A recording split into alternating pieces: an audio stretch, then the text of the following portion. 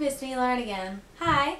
So, today is another question corner video. Yay! It's question corner number 23.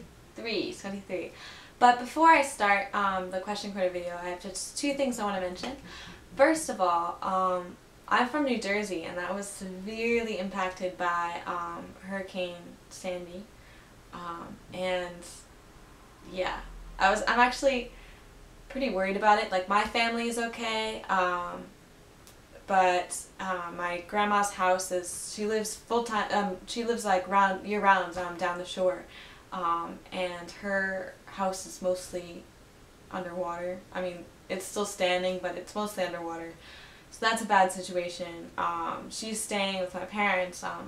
My parents' house is okay. My town is mostly, I mean, in terms of water, that didn't rain a whole lot where my house is, but a lot of really big trees are down. They have no power. Some parts of my town recently have regained power, but my house has not regained power. And I've seen on the news and stuff that like people in New York City have not been getting the help that they deserve from the Red Cross and things like that. So I'm not exactly sure where to donate, but if you do have extra money, please consider donating. I have heard that part of the reason why the Red Cross has not been helping people as much is because they haven't received as many donations as they have normally received for other disasters. So please consider donating and helping this cause, because yeah, we really need it. And after seeing what happened with Katrina and everything, we can't always trust the government to come in and help everything out. So that's the first thing I wanted to mention.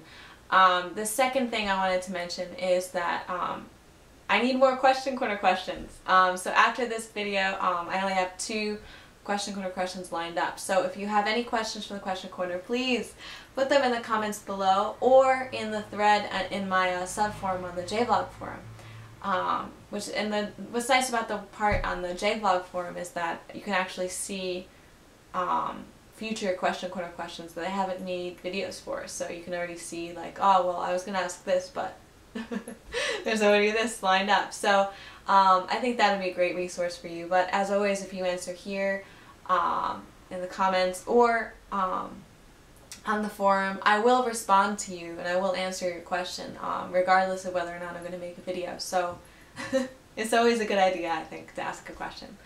So yeah. Now on to the actual video. So this is question corner 23, and it's from HarmonicEnigma. And they asked me, how is it possible to teach English without knowing any Japanese? How would that even work?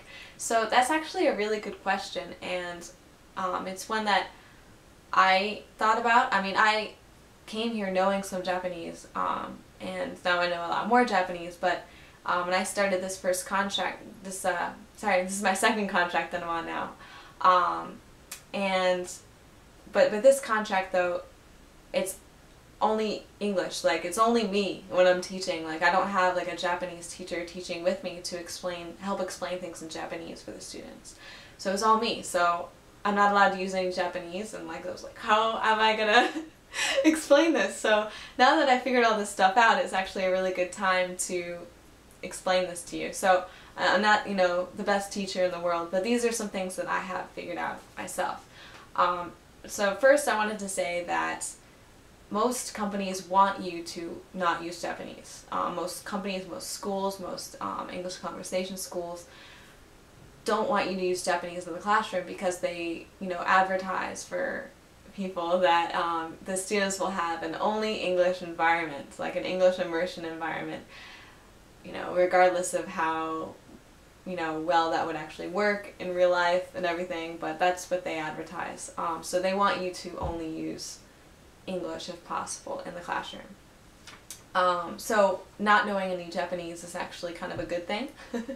So yeah. For number 2, how do you get your students to understand you? So there are a bunch of things that I found to work. The first one is clear gestures, and not only clear gestures, like very consistent gestures. So figure out some gestures before you start teaching that you want to use consistently. And you may or may not use those. You may develop other ones as you teach and stuff. But try to use those things consistently. So for something that I use is like when I want the students to repeat me, like I say something like, hello, and then when I do this, I want them to repeat me. So, but this is something that I do all the time. They actually kind of tease me about it, or they start to do this with me. But they understand now exactly what that means when I do this. But it takes a little bit of time for them to adjust to that. And, you know, just other things, like, you know, you point to things, or just, you know, move around, or play baseball, or, you know, things like that. Those are extremely helpful. Next, try to have flashcards with really good, clear images for whatever it is you're talking about. A good example, actually there are two examples that I'm not actually allowed to show you because they're my company's flashcards. But the first one was, it was like a suggested flashcard to use for one of the lessons, one of the Interact lessons. But for the restaurant, they had a picture, like a flashcard of a waiter. And, you know, especially as adults, like, you can look at that and be like, oh yeah, I can see that being a restaurant, you know? But I showed it to the students and they were like, that's a waiter, that's not a restaurant. So if you're going to show something, don't show something that's related to it. Don't show something that, if you think about it, like, oh yeah, that works. You know, no, show something that is clearly a restaurant. And also try to look around you in Japan and see what restaurants tend to look like, because they might not look the way that they do in your home country, you know, or like department stores definitely don't look the same as they do in America. So try to find things that they could look at and understand very clearly. Another example about clear flashcards is for like my company's color flashcards. Overall, Interact flashcards are amazing and they're really, really good and really colorful. But this one flashcard is for the flashcard pink. And it actually looks lavender, so the students get kind of confused when I show that to them, and then I make fun of it with them. But so try to have flashcards that are clear and easy to understand. Next one, number 3, point 3, is to speak slowly and clearly. So, I mean, I think that like the children will be surprised with how much English or how much they can understand from you. So along with like the gestures that you're using and along with the flashcards that you're using, please speak slowly and clearly and enunciate what you're saying, because they will enunciate much more than you will, you know, especially with like katakana English. They will enunciate every consonant. So try to speak very clearly so that they understand what you're saying.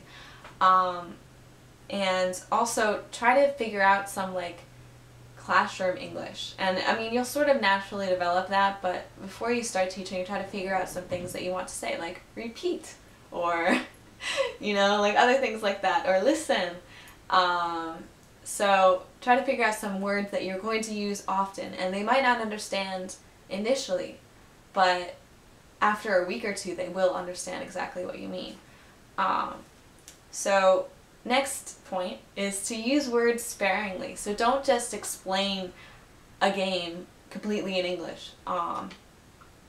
Just never ever ever do that. Don't ever explain anything for more than like a minute or two, like the way you would explain something to a native speaker, because they're not native speakers. They don't, you know, speak English at any other point in time in the day other than when they're speaking to you or in English class. So use words sparingly. Try to more heavily rely on gestures and flashcards and other things. Another really good point is to have students do the demonstration of activities for you. So pick out like the really outgoing students in the classes and have them demonstrate. So they'd be like, demonstration, and have everyone come over and watch and sort of lead them through, gently lead them through what you want them to do. And that serves sort of two purposes, because it shows that the students like what you expect from them because you're using students, and also you don't have to actually explain everything in like a really lengthy English explanation. You can just show the students exactly what you need them to do. Also, it's helpful to, like, if you're doing like a chart and you want to show them how to like fill something out, you can draw the chart quickly on the blackboard and, you know, quickly show them how to fill out the chart. And then they're like, oh, I get it. So yeah, I mean, you'll figure these things out. It does take some time, definitely, to figure out exactly what's going to work for you and what's going to work with your teaching style. And it's definitely kind of daunting at first, but it does get a lot easier. It does. I've noticed recently that I'm like, wow, teaching is getting a little bit easier. So it will happen to you, but it might take a little while. And another thing to keep in mind is that students, like children, are just innately understand games. I don't know exactly what it is, but I kind of remember this as a kid too, where like it's just like you make up your own rules for games anyway all the time. Like you make your own games up. Like I've seen kids playing this weird game. It's only this one class I've seen it, the boys play this, but like this one game with like rulers, and they use other rulers to like flip their rulers around on the table. It's like really weird, and if it falls off the table they lose or something. It's a really weird game, but like kids make up things like that all the time. So if you're gonna play a game with them, it takes a surprisingly small amount of time for them to figure out what they need to do, and they're like, oh, I get it! And I think that would be a lot more difficult to do with maybe like adult students as opposed to like children. But it's definitely possible to teach students English without using Japanese. It's incredibly useful to know Japanese because if you can hear them saying like, wakaran, kore wakaranai, nano, doushiyo, doushiyo, doushimasu ka, wakaranai. So if you understand that they're saying like, I don't understand, what do I do, I don't know. So if you know what they're saying, it's way easier to then edit your explanation and to, you know, figure out how to change something so that they understand a little bit better, because you can understand exactly what they're not understanding. So that's really helpful. And if you come here without knowing any Japanese, that will come in time. It might not come immediately. It won't come immediately. But certainly after like a year or so of teaching, you will understand a lot more of what your students are saying than you initially did. So yeah, that in itself will get a little bit easier. But thank you for watching. Thank you so much, HarmonicEnigma, for your question. If you guys have any other questions for the Question Corner, again, please put them in the comments below or on my subforum. The link to that is actually in the description. So yeah, thank you guys. Have a great weekend. And again, please go help and support any charities that are donating money to Hurricane Sandy. Obviously research them to make sure they're not like really shady, but please go support them, because New York is like underwater, New Jersey is underwater, and believe it or not, even though everyone gives like New York and New Jersey a really bad rep, that they are really important for our nation's economy, which is obviously not doing so well right now. So yeah, thank you guys for watching. Bye!